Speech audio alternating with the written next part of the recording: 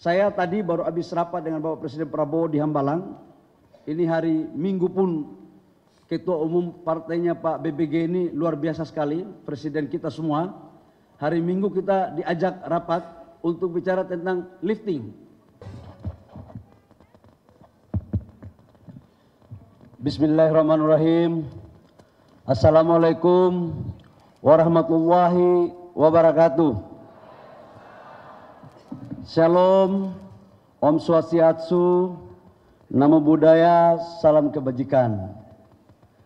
Yang saya hormati Ketua Dewan, itu adalah bagaimana kita mendorong pembangunan kesejahteraan dengan menciptakan lapangan pekerjaan, dengan meningkatkan pertumbuhan ekonomi, dan bagaimana menurunkan kemiskinan.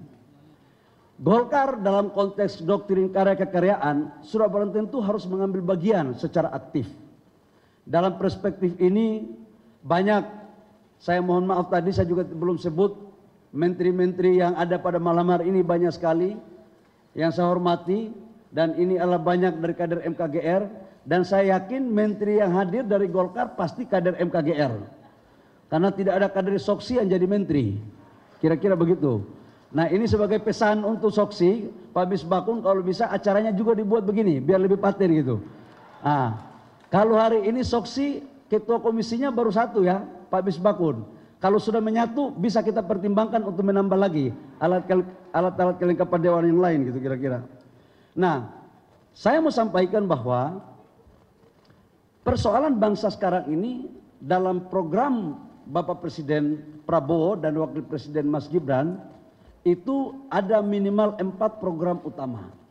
Pertama itu adalah pangan, kedaulatan pangan. Yang kedua adalah kedaulatan energi, yang ketiga adalah makanan bergizi, dan yang keempat itu adalah hilirisasi.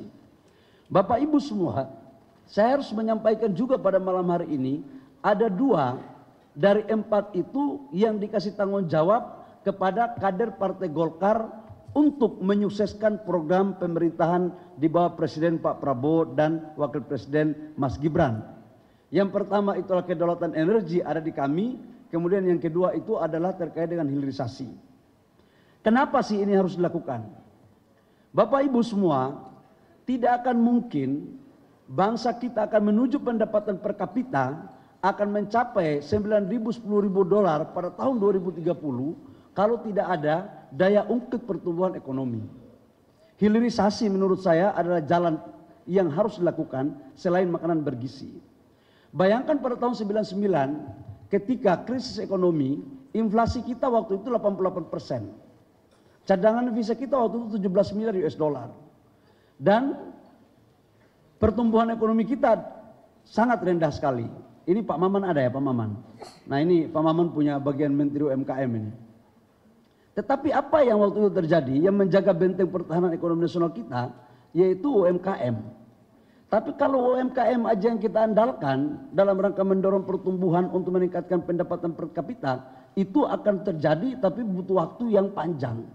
Karena memang GDP kita itu 61% itu kontribusinya dari UMKM. Jumlah unit usahanya 99,3% dan mampu menciptakan lapangan pekerjaan kurang lebih sekitar 120 juta dari total angkatan kerja 130 juta. Bapak Ibu semua, inilah yang menjadi potret yang harus kita jawab bersama-sama. Hilirisasi dalam pandangan saya merupakan sebuah roh yang harus diwujudkan dalam rangka meningkatkan pertumbuhan ekonomi nasional kita. Sekarang kita sudah rumuskan kurang lebih sekitar 28 proyek hilirisasi yang akan kita lakukan di hampir semua wilayah di Indonesia. Di hampir semua. Investasinya kurang lebih sekitar 618 miliar US dollar. Ini yang akan menjadi program untuk kita dorong. Yang kedua, Bapak Ibu semua, terkait dengan kedaulatan energi. Saya tadi baru habis rapat dengan Bapak Presiden Prabowo di Hambalang. Ini hari Minggu pun Ketua Umum partainya Pak BBG ini luar biasa sekali, Presiden kita semua. Hari Minggu kita diajak rapat untuk bicara tentang lifting. Nah, ini memang lifting kita sekarang itu menurun. 2 bulan terakhir itu 600.000. Sekarang turun lagi ke 590.000 barel per day. Konsumsi kita sekarang kurang lebih sekitar 1.600.000 barel per day. Jadi kita impor itu kurang lebih sekitar 1 juta barel per day. Dengan kita mengalokasikan uang kurang lebih sekitar 500 triliun rupiah devisa kita hilang per tahun untuk membeli minyak. Ini juga salah satu kenapa nilai tukar rupiah kita itu menurun terhadap dolar. Kami targetkan tadi arahan Bapak Presiden 2028-2029 lifting kita harus mencapai 1 juta barel per day agar kita mampu untuk tidak melakukan impor minyak lagi pada tahun 2029. Saya pikir beberapa hal ini yang perlu saya sampaikan karena tadi Pak Adis sudah banyak menyampaikan tentang banyak program MKGR dan saya harap organisasi-organisasi sayap yang lain baik yang didirikan maupun mendirikan melakukan konsolidasi. Karena Golkar di tahun 2025 adalah tahun konsolidasi. Harapan kita adalah konsolidasi struktural, konsolidasi kader, ini juga harus mampu kita lakukan dengan baik. Demikian Bapak Ibu semua, sebelum saya mengakhiri ada salam hormat dari Pak Wapres. Tadinya Pak Wapres berkenan hadir, tapi ada satu dan lain hal, beliau tidak sempat untuk hadir bersama-sama kita. Tapi kecintaan Pak Wapres kepada keluarga besar MKGR tidak mengurangi sedikit pun. Dan beliau kelihatan tambah cinta kepada MKGR. Demikian kurang lebihnya mohon maaf. Wabillahi taufiq wal hidayah.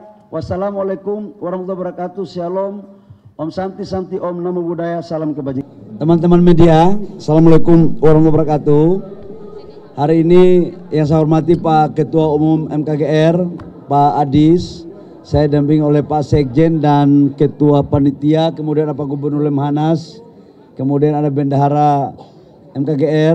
Alhamdulillah kami manjatkan puji syukur Allah Subhanahu Wa Taala karena hari ini kami merayakan puncak daripada HUT MKGR yang ke-65.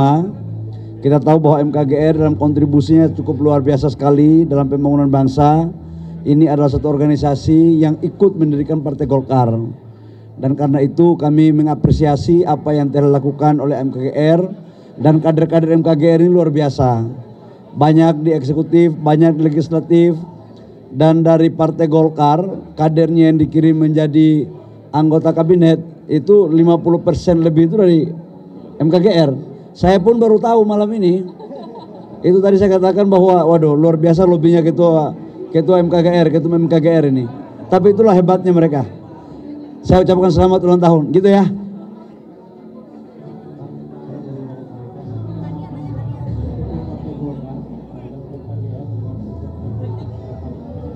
Apa itu? Harapan. Oh ya, di tahun 2025 ini kan tahun konsolidasi. Konsolidasi struktural maupun konsolidasi kader. Sudah barang tentu di tahun 2025 ini termasuk organisasi-organisasi astakarya, baik yang mendirikan dan didirikan. MKGR salah satu organisasi yang ikut mendirikan Partai Golkar yang menurut saya konsolidasinya rapi. Baik konsolidasi struktural, tadi kita lihat 34 provinsi semua ada, dan kita lihat kader-kadernya juga kualitasnya luar biasa sekali. Nah harapan saya adalah apa yang dilakukan oleh MKGR ini juga bisa diikuti oleh organisasi-organisasi astakarya yang ada di Partai Golkar juga melakukan hal yang sama. Karena ini bagian daripada konsolidasi secara menyeluruh. Gitu ya. Baik.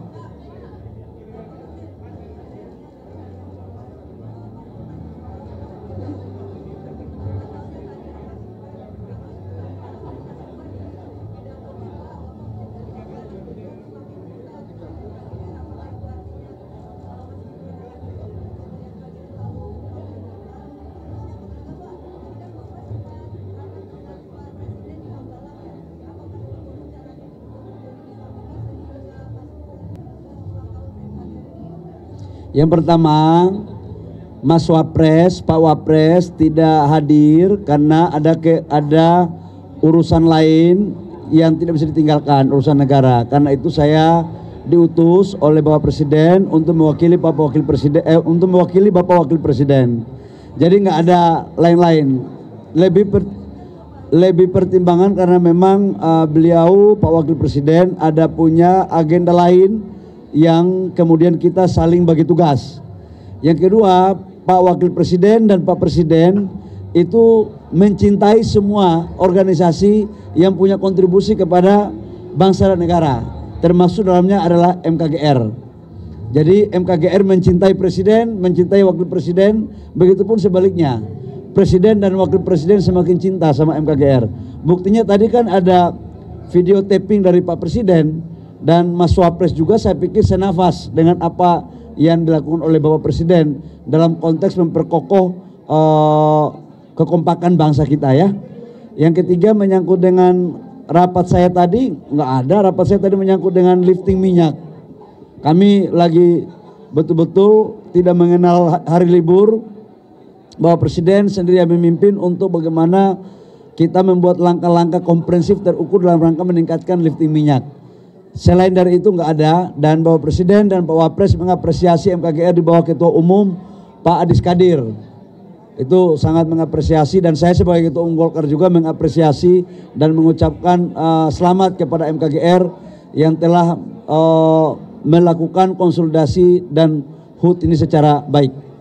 Saya pikir demikian ya, bahwa kalau dulu MKGR ini kan lahir, salah satu diantaranya itu kan adalah bagaimana mempertahankan ideologi Pancasila daripada pengaruh ideologi komunis. Nah sekarang pertarungan kita bukan lagi di persoalan hanya ideologi, tapi pertarungan kita sekarang adalah bagaimana mewujudkan apa yang menjadi mimpi cita-cita besar pendiri bangsa dalam rangka membangun bangsa ini. Apa itu cita-citanya? Yaitu mensejahterakan, memberikan keadilan, menciptakan lapangan pekerjaan. Nah instrumennya itu adalah hilirisasi. Hilirisasi ini adalah sebagai instrumen daya ungkit pertumbuhan ekonomi dan penciptaan lapangan pekerjaan. Nah hilirisasi itu ada 28 komoditas, baik dari sektor perikanan, kehutanan, pertanian, oil and gas maupun di mineral batubara. Nah ini yang ada, nanti kamu tanya nanti di kantor SDM, nanti saya paparkan tentang 28 komoditas ya. Oke cukup ya, makasih. Assalamualaikum warahmatullahi wabarakatuh.